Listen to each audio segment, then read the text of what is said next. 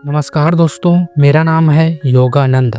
आवाज़ ऊंची हो तो कुछ लोग सुनते हैं, लेकिन अगर बात ऊंची हो तो बहुत सारे लोग सुनते हैं।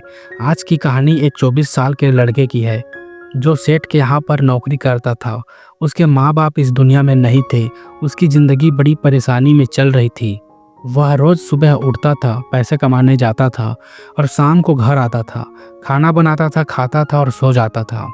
एक दिन उसने देखा कि उसने 4 रोटी और सब्जी बनाई है। हाथ मुंह धो करके जब वह वापस आया, तब वह देखा कि 3 रोटी बची है। दूसरे दिन भी यही हुआ, तीसरे दिन भी यही हुआ, चौथे दिन भी।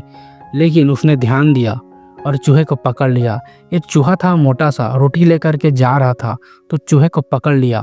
तो चूहे ने कहा कि भैया, मेरी किस्मत का क्यों खा रहे हो? मेरी रोटी तो मुझे ले जाने दो। तो लड़के ने कहा कि बेटा, मेरे पास में ज़्यादा पैसे नहीं हैं, सिर्फ 4 रोटी मैंने बनाई है, उसमें से एक तुम ले जा रहे हो तो मैं क्या करूँगा? मेरी ज़िंदगी ने मुझे बहुत बेहाल कर रखा है। तो चूहे ने कहा कि तुम्हारे सारे सवालों के जवाब तुम्हें एक इंसान दे सकता है। लड़के ने पूछा कि कौन? तो चूहे ने कहा गौतम बुद्ध। उनके आश्रम में जाओ, उनसे अपनी ज़िंदगी के बारे में पूछो, वो तुम्हें रास्ता बताएंगे कि क्या करना है। लड़के ने कहा बहुत बढ़िया। उसने चूहे की बात मान ली और उस रोटी को ले जाने दिया। फिर वह लड़का गौतम बुद्ध से मिलने के लिए चल पड़ा। सेठ से कुछ दिनों की छुट्टी ले ली। रास्ता लंबा था, रात हो गई थी। लड़के को कुछ दिखाई नहीं दे रहा था। थोड़ी दूर पर एक हवेली दिखाई दे रही थी। वहां जा करके शरण मांगी। हवेली की मालकिन ने पूछा कि बेटा, कहाँ जा रहे हो? तो लड़के ने कहा कि गौतम बुद्ध के आश्रम जा रहा हूँ, उनसे मिलने के लिए। तो मालकिन ने कहा कि बहुत बढ़िया जगह जा रहे हो। गौतम बुद्ध से हमारे एक सवाल का जवाब ले करके आना। अगर वह सवाल का जवाब दे दे तो। लड़के ने कहा जरूर, आपका सवाल जरूर पूछूंगा, बताइए। तो हवेली की मालकिन ने कहा कि बेटा, मेरी 20 साल की बेटी है, जो 20 सालों में एक शब्द तक नहीं बोली है, बोल नहीं सकती है। बस उनसे पूछ लेना कि अब बेटी कब बोलेगी। या बोलते बोलते उनकी आंखों में आंसू आ गए। लड़के ने कहा माता जी, आप परेशान मत हो, मैं जाऊंगा और आपके सवाल का जवाब ले करके आऊंगा। लड़का अगले दिन चल पड़ा। रास्ता बहुत ज़्यादा लंबा था। रास्ते में उसे बड़े बड़े पहाड़ मिले, ऊंचे ऊंचे बर्फ वाले पहाड़ मिले।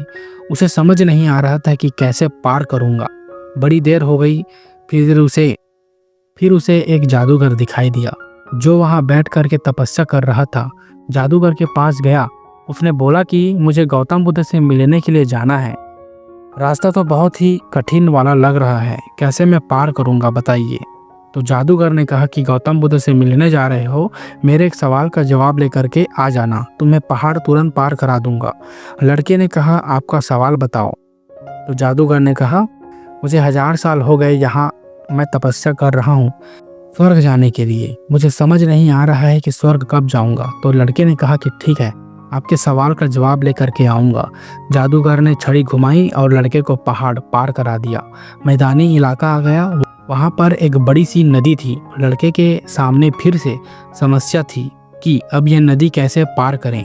तभी उसे वहाँ पर एक बड़ा सा कछुआ दिखाई दिया। कछुए से मदद मांगी कि आपकी पीठ पर बैठा करके मुझे नदी पार करा दीजिए। कछुए ने कहा ठीक है। जब नदी पार कर रहे थे तो कछुए ने पूछा कि कहाँ जा रहे हो?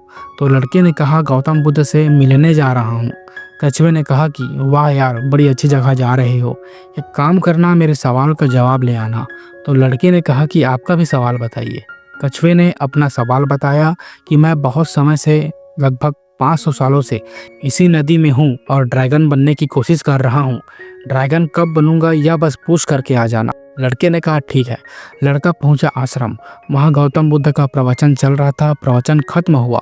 गौतम बुद्ध ने कहा कि हर कोई मुझसे सवाल पूछ सकता है, लेकिन सिर्फ 3 सवालों के जवाब दिए जाएंगे। अब लड़के के सामने समस्या थी कि किसके सवाल को ड्रॉप करें, किसका सवाल छोड़ें और किसका सवाल पूछें। लड़के ने सोचना शुरू किया कि सबसे पहले हवेली की मालकिन नज़र में आई। तो उसे लगा कि वह तो अपनी बेटी का इलाज कराना चाह रही है। उनकी बेटी बोल नहीं रही है, उनकी आंखों में आंसू थे, उनका सवाल पूछना जरूरी है। दूसरी तस्वीर उनके दिमाग में नजर आई, वो आई जादूगर की। जादूगर 1000 साल से वहां पर तपस्या कर रहा था, बर्फ के पहाड़ में। फिर तीसरी तस्वीर नजर में आई कछुए की, जो 500 साल से नदी में ड्रैगन बनना चाह रहा है। फिर लड़के को अपनी तस्वीर नजर आई जो सेठ के यहाँ पर नौकरी कर रहा है। लड़के ने सोचा कि मैं तो नौकरी कर ही रहा हूँ, खाना खा ही रहा हूँ, ठीक चल ही रहा है, थोड़ा और मेहनत करूँगा, कुछ बदलूँगा। लेकिन इन तीनों की ज़िंदगी में बदलाव लाना ज़रूरी है।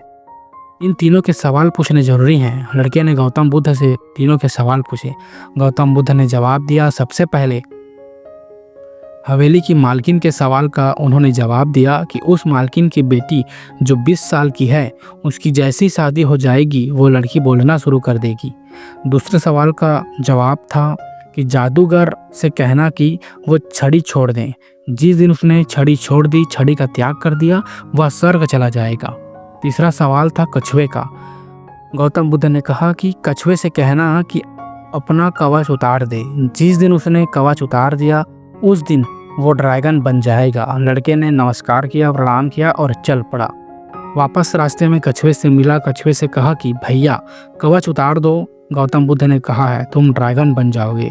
कछुए ने जैसे ही कवच उतारी, मोती ही मोती निकल आए। कछुए ने कहा मोती का मैं क्या करूँगा, आप ले जाओ। लड़के को मोती दे दिए गए और कछुआ ड्रैगन बन गया। थोड़ा आगे चला तो जादूगर मिला। जादूगर को जा कर के बताया कि भैया आपको छड़ी छोड़नी पड़ेगी, तभी आप स्वर्ग जा पाओगे। जादूगर ने कहा लो छड़ी छोड़ दी, ये छड़ी तुम रख लो, मैं स्वर्ग चला जाऊंगा। जादूगर स्वर्ग चला गया और फिर आखिरी में पहुंचा उस हवेली में जहां मालकिन थी। मालकिन से जा करके बोला कि मालकिन आपका जो सवाल था उसका जवाब मिल गया है। आपकी जो 20 साल की बेटी है, जिस दिन उसकी शादी हो जाएगी उस दिन वो लड़की बोलना शुरू कर देगी। उन्होंने कहा क्या बात है, तो देर कैसी, मेरे सामने तो दूल्हा बैठा है, तुमसे बढ़िया लड़का कौन हो सकता है। लड़की को बुलाया गया। लड़के ने लड़की को देखा, लड़की ने लड़के को देखा। शादी करा दी गई और जैसी शादी हुई लड़की ने पहली बात बोली कि आप तो वही हो ना जो हमारे घर आए थे उस रात को। लड़की ने बोलना शुरू कर दिया।